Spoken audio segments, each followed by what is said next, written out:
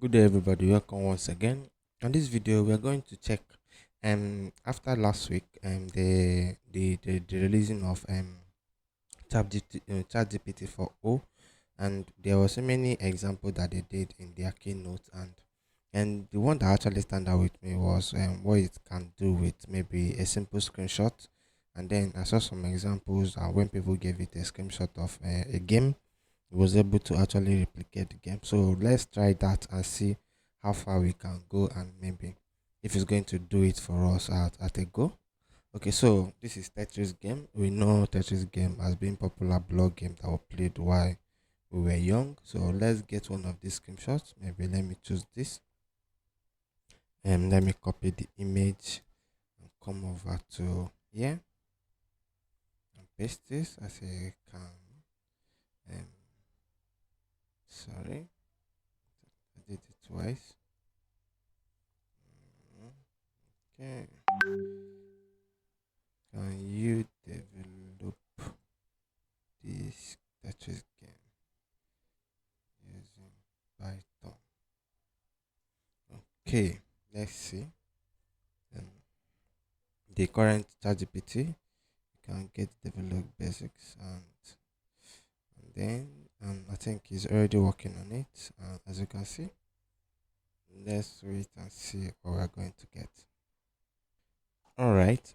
It's have been able to finish developing. As you can see, the model that we're working with GPT 4.0. I think this one is not actually working now because they gave us a little bit of access.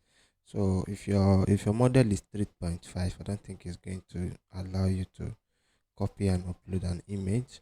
So okay, this is the code I have actually written for us, a sample of the Tetris game. So we're not going to check if the code is actually going to work. So let's copy it. Let's go over to our VS Code. Okay, let's now paste that.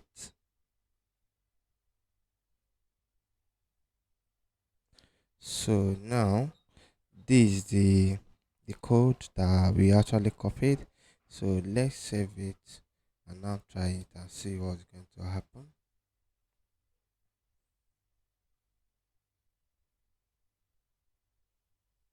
I would definitely like to point out something. Okay, I think it's working. It's practically working currently. So as you can see, we are able to develop a Tetris game using um, the simple prompt from ChatGPT 4.0. So I think you can understand why this is actually a big win. As you can see, we are being scored and so many other things. So this is really a big win. And let me just point out something. And all these things might just seem like maybe me trying it out currently now. That it just seem like it just work at a go. It's not always the case. And I think the time I tried it first with another type of the screenshot. I think what's it called, a snack game or so. You didn't really get the answers at a go. I was actually tweaking it, giving it the errors that he was getting, and he was actually correcting himself until he gets the correct this thing, until I get the desired result that I needed. Like as you can see, the block keep dropping, the balls keep dropping. There is no like end game. So this is like you can tweak it and tell you, okay, when the block is filled up, just end the game. So this is how you can actually tweak it, and so many other things. You can ask it to modify the code. You can ask it to, you know, that this is how you want the scores to be graded. That you want the scores to be graded maybe 10, and you want the score to be graded 10 and then maybe 5. So and then you want things, the way you really want the Tetris game to appear. So this is just an example I want to show you about ChatGPT 4.0. This is very very a big last towards the LLM, generative programming, and generative this in text generation. So it's a very big leap out of where we were some maybe year ago, and then this ChatGPT 4 is a very very big win. So it literally just develop something by just giving it a screenshot.